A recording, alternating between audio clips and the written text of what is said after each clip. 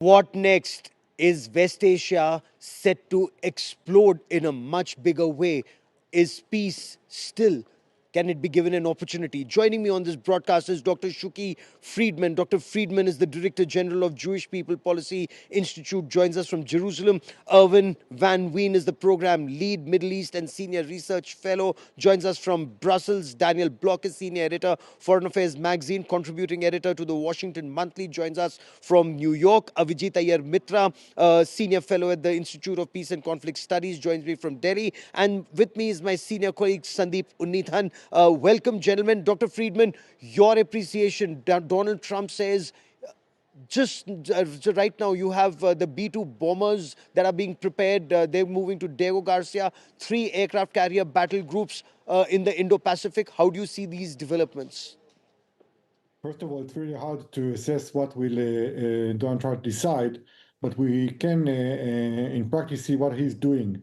We have to remember that he's commander-in-chief. He's the commander of the army of the U.S., and therefore he personally, I assume, confirmed or at least ordered these vessels and planes to go forward to be ready to attack in Iran, around the Middle East and around Iran. I see also that part of this fighter is going to Emir air base, others to Qatar, and there are the Goan's place. So we understand, if you are analyzing situations, that he's ready to take the decision, and if he takes the decision, he's ready to attack. The U.S. Army is getting ready to join to the attacks against Iran. We have to realize, and we just went out from the shelter now, 10 minutes ago, that in the recent 24 hours, the Iranians are shooting smaller and smaller missiles attacks on Israel.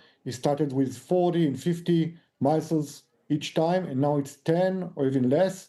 And that means that their capabilities are in decline, and Trump is actually looking close Okay. to figure out what the risk would be for his forces around the Middle East. And as he realized that the risk from the capability of the Iranians to attack the bases around the Middle East is in decline and actually shrinking by the Israeli attacks, he is willing to join and to jump in and to actually finish the work. Daniel Block, is that your appreciation even in New York? Is America likely to directly join this conflict more than just defend Israel from incoming missiles? Are they likely to launch missiles and perhaps at Fordow nuclear facility? I think the honest answer is we just don't know.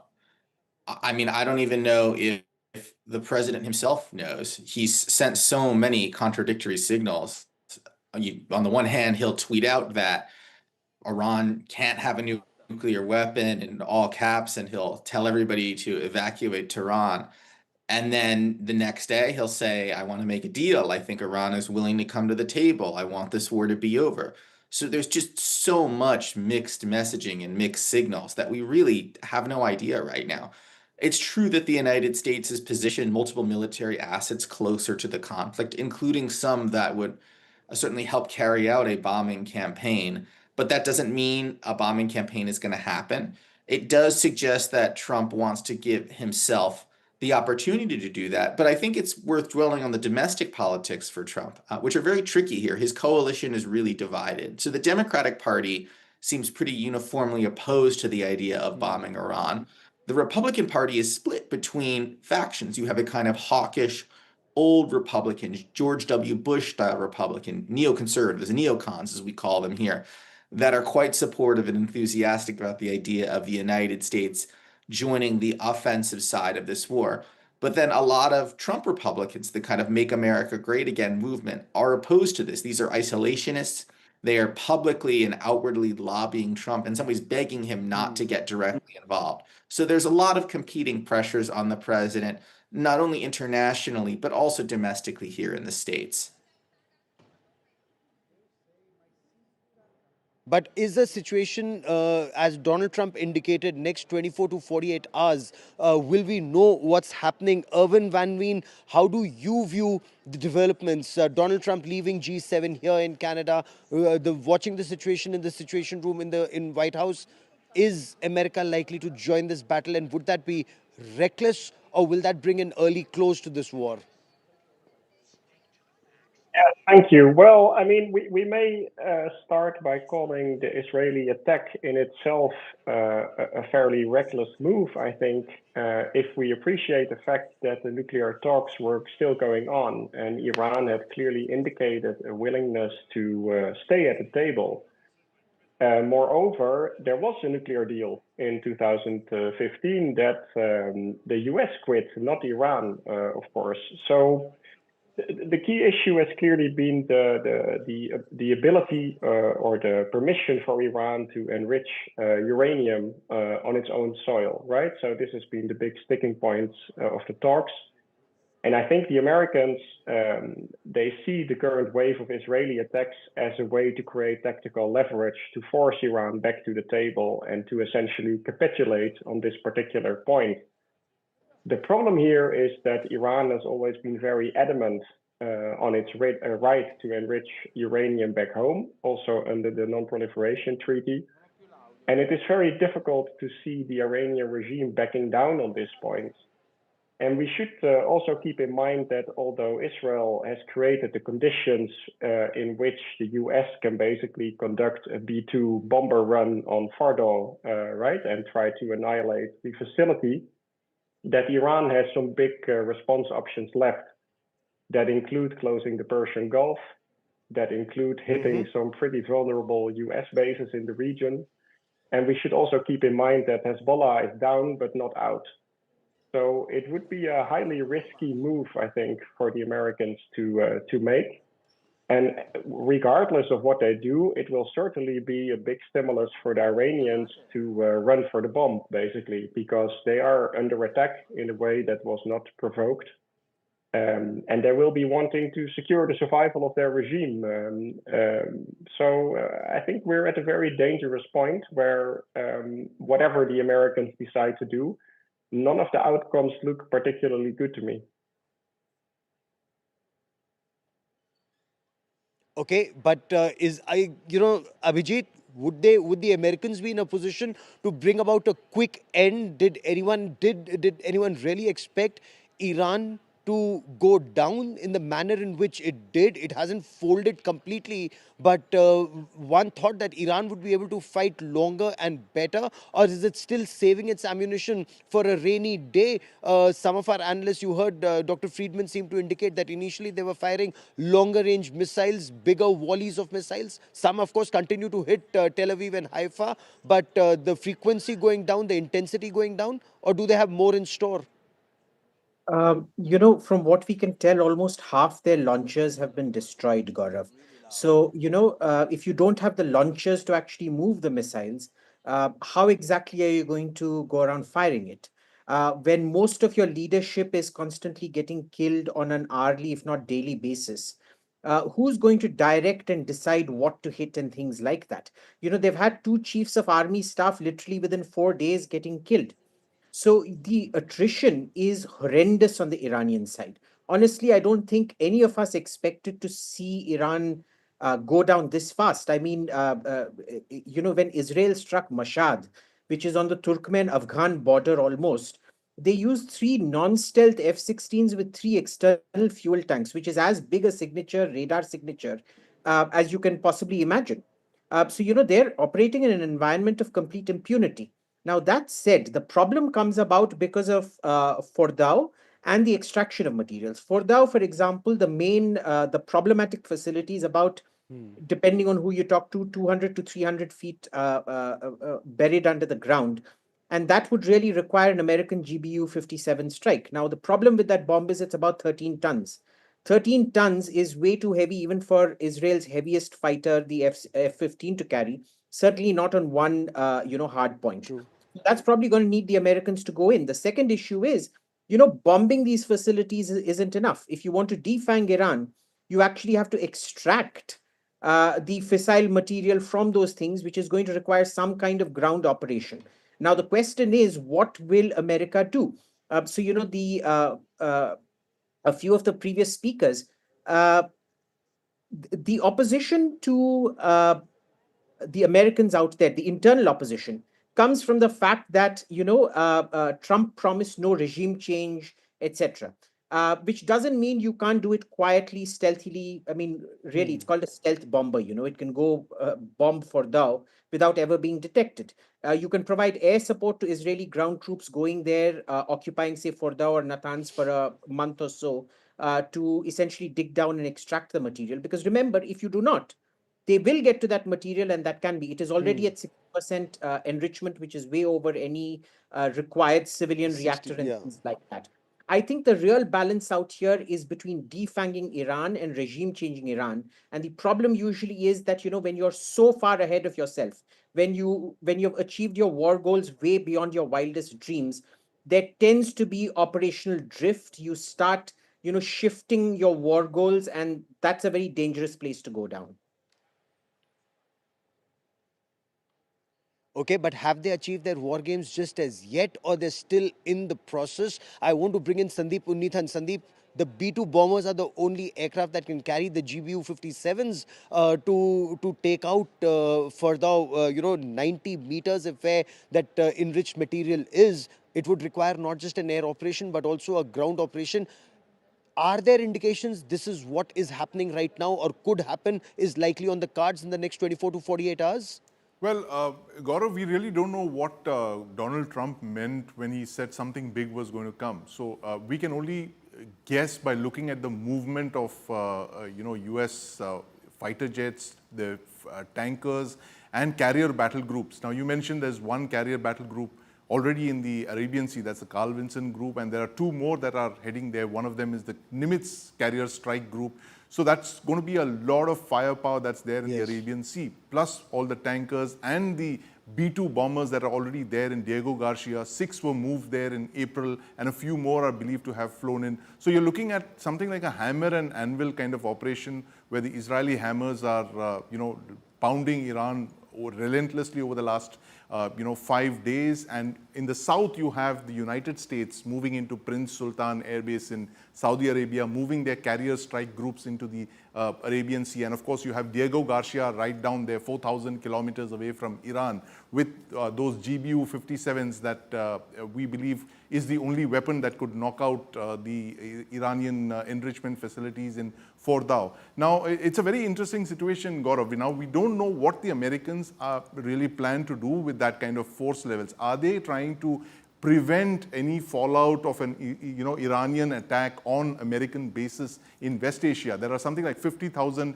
American personnel there, multiple air and sea bases in West Asia. There are something like 9 big air bases there, 9 American bases there. So this is a red line that Iran could cross, possibly if it has been pushed to the wall. And Gaurav, Iran is practically on its own. There are only 3 players in the military operations in West Asia right now. One is Israel, which has relentlessly been pounding Iran over the last 5 days.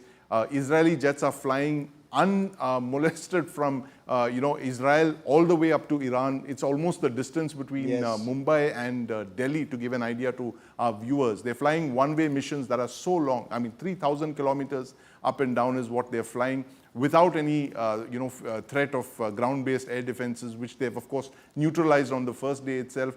And then you have, Iran, as one of our panelists mentioned, their salvos are reducing over the last couple of days. They don't have the number of launchers. They don't have enough ballistic missiles. Their command and control has been completely disrupted. So Iran weakening as the days pass. They are by themselves. They're fighting by themselves. Israel is, of course, there, but Israel has the support of the United States. Which brings us to so that it's big 3 question. countries in Which this then brings us to the big question, Irvin Van Veen. Yes. That big question right now is, will Israel then directly go after Ayatollah Ali Khamenei? When I put that question to Israel's ambassador to India, Reuven Assar, he said they're only going after military leadership and the IRCG, Iranian Revolutionary Guard Corps, not going after political leadership. But could that be endgame, a regime change in Israel, in Iran?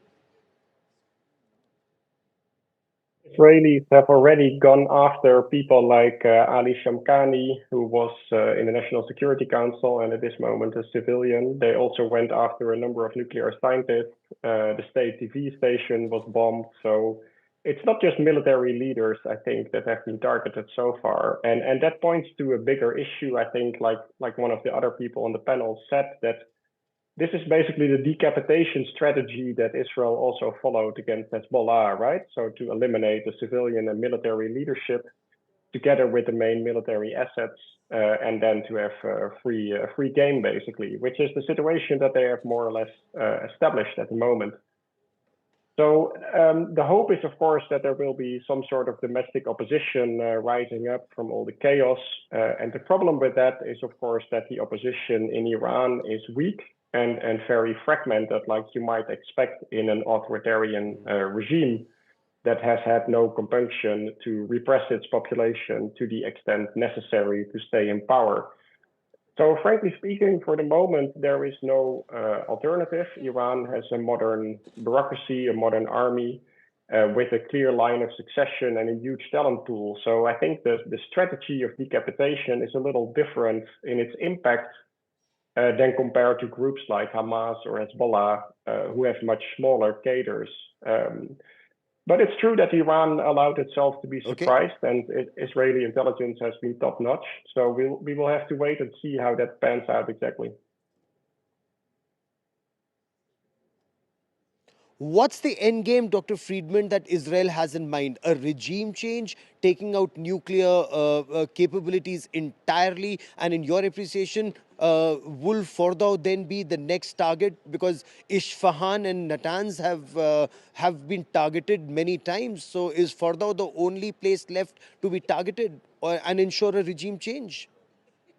First of all, we have to be aware that the Israeli Air Force achieved a complete freedom of action above all Iran. So it buys the time getting all the targets and working constantly and determinedly to achieve the targets of eliminating the missile capabilities, the missiles launching capabilities, and the nuclear weapon program. We started in Natanz, continue in other locations, and the next would be Fordow. Hopefully, in my perspective, the American will join, but even the American would not join to this effort. Israel has the capability, and when there is no disruption from anti-L activities from the Iranian side, to just what we call drilling in Fordow, so we don't have the 30,000 tons bombs. We have a smaller one, but if you constantly hit the same place by smaller bombs, you can at least have some achievements in destroying this facility as well. So basically, this might be achievable. And furthermore, I don't think that the target is now eliminating the regime, but it might be a consequence to what we are doing to its leadership and to symbols of the regime in Tehran. Okay. Daniel Block, given the way you've had various statements coming from Donald Trump, as you pointed out, some of them were contradictory. There is an email or a message from the Israeli American ambassador to Israel to Donald Trump that's going viral on social media. Messages like this, are they likely to impact whatever decision Donald Trump takes? Because if he sees himself as someone who survived that assassination attempt for a bigger goal in mind, that there's a bigger aim in his life, is this what that could be, as many in America are speculating? Well, first, I just want to respond to something another one of the panelists said earlier about the stealth bombing capabilities of the United States. I just want to be clear, if the United States begins a major bombing campaign against Iran, even a bombing campaign to just take out its deeply buried nuclear sites, that will be news. It will not be kept a secret. The United States may try and deny it, but because it's the only country with the capability to do that, it is something that Americans will know about. They will know that Washington has done that. Now, whether that actually constrains Trump, maybe not. In fact, I'm personally skeptical that that fact would, and it's absolutely true the political blowback would be a lot less significant than if there is a major regime change operation that the United States undertakes. That is a very meaningful and significant difference. Now, whether the United States and Trump specifically is listening to Israel, it's hard to say. I mean, the mixed messaging gets caught up in this as well. To what extent is he being played by Netanyahu, being rolled by Netanyahu, just simply going along with what Netanyahu says? It's really hard to tease out the signal from the noise. I think what is important to keep in mind in terms of conversations about regime change versus just a bombing campaign is that if the goal is to get rid of Iran's nuclear program, you wind up on a slippery slope path pretty quickly because there's really only a couple of options.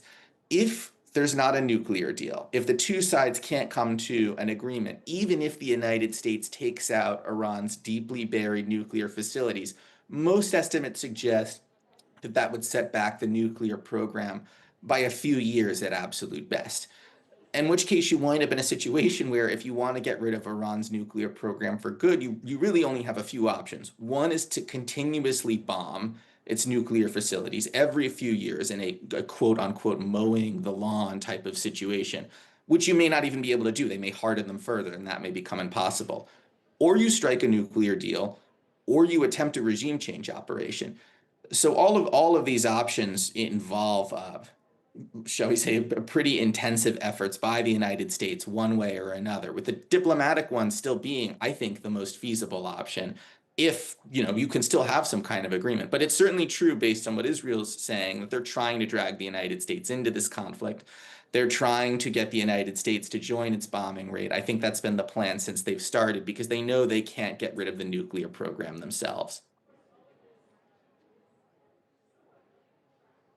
Which is true because all their efforts so far, Dr. Friedman, and let me bring in Abhijit Iyer Mitra first and then you can respond to him, Dr. Friedman. Abhijit, all their best efforts, they've succeeded so far and spectacularly by some accounts when it comes to Isfahan and Natanz. But for Fordow, they will require the American support to tunnel in 60 meters deep or 90 meters deep, as some argue. Or is there merit in Dr. Friedman saying repeated bombings, bombing raids now that they have complete air supremacy or superiority? Even if it doesn't take one bomb, they could do it again and again and again and again and achieve the same aim.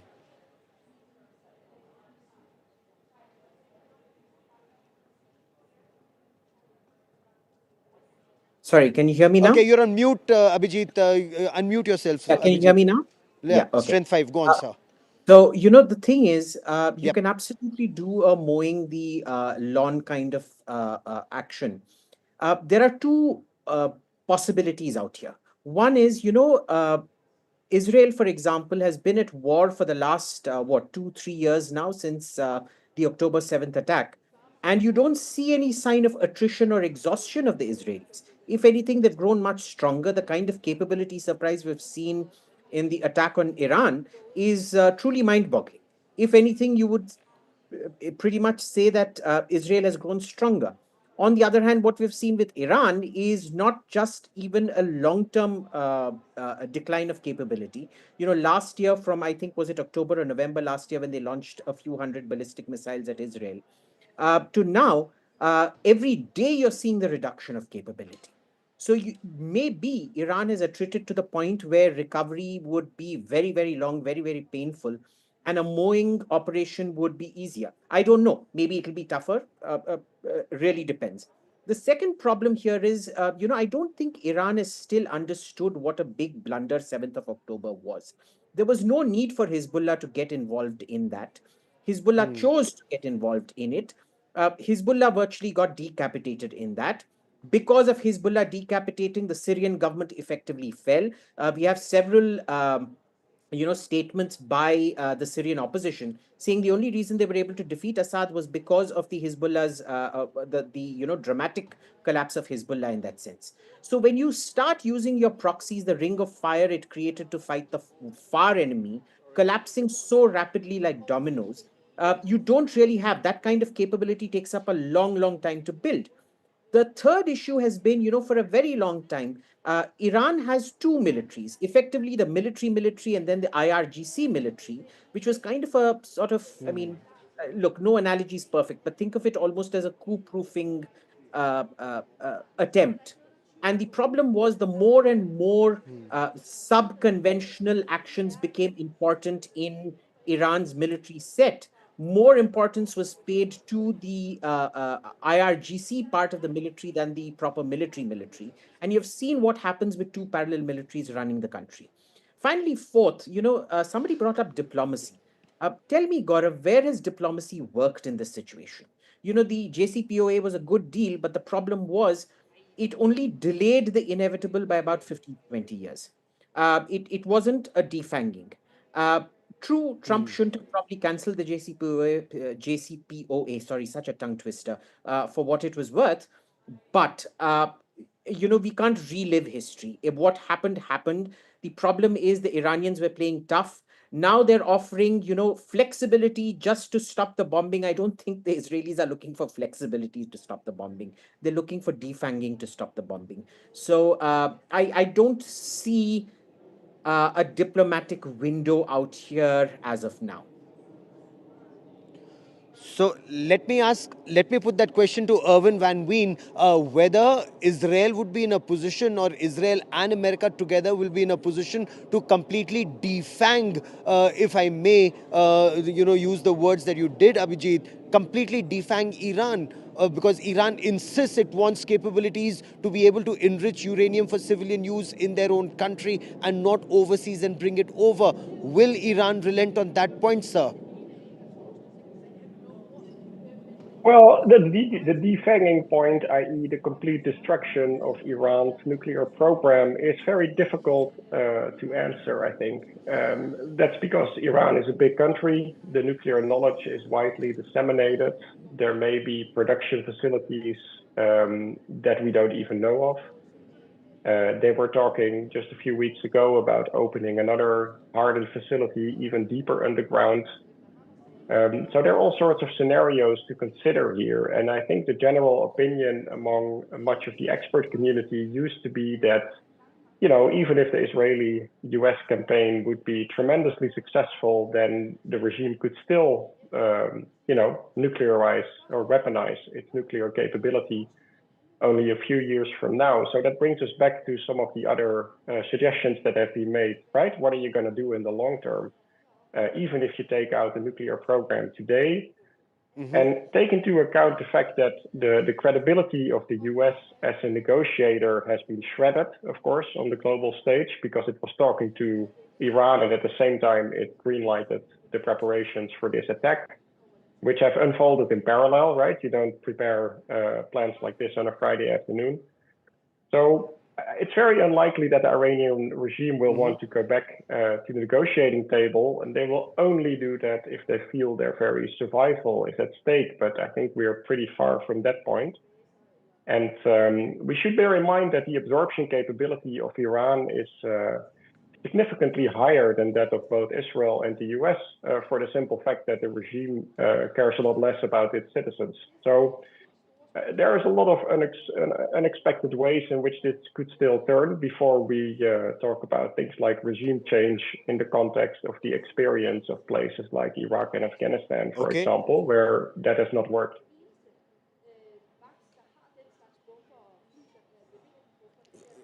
Oh, very clearly, or the new regime in Syria. Regime change operations often lead to a situation, Dr. Friedman, when the new regime is worse than what existed. So, is regime change, getting rid of Ayatollah Ali Khamenei, ultimately what what Israel has in mind? And if so, is there a plan B? Who replaces this Ayatollah's regime?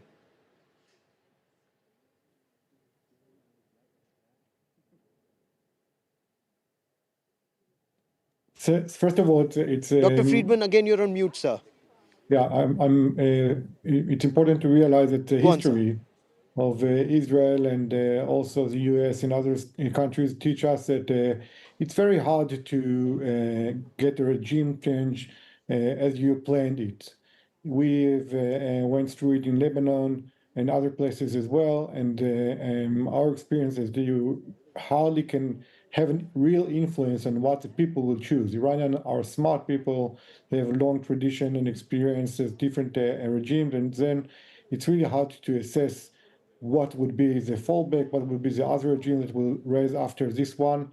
And I don't think Israel will have any ambition to have an influence on the next regime. But, and this is the important thing, this regime is, I don't think there is many other worse regimes in the world in a manner of keeping human rights and interrogating its population and have a negative influence on the region and on the world. You have to remember that this regime have a messianic ambitions to export the revolution and to have an influence on the Middle East. And we have to remember that in Yemen, in Iraq, and in Syria and Lebanon, this regime actually built Yes. proxies and developed the capabilities of the proxies, not just against Israel, but also against the locals. And we have seen tremendous disasters in Yemen and in Iraq and in Syria that been actually have motivated So, by the Iranian regime. And we've seen other locations around the world in Africa where the Iranians are trying to have a negative influence. So I don't see a worse regime than this one. what This happens? What happens in the next 24 to 48 hours remains extremely crucial and very critical. I want to thank all my guests for joining me on this special broadcast. Will America directly join that bombing raid on places like Fordow to take out Iran's nuclear capabilities in its entirety? And is that even doable? We debate that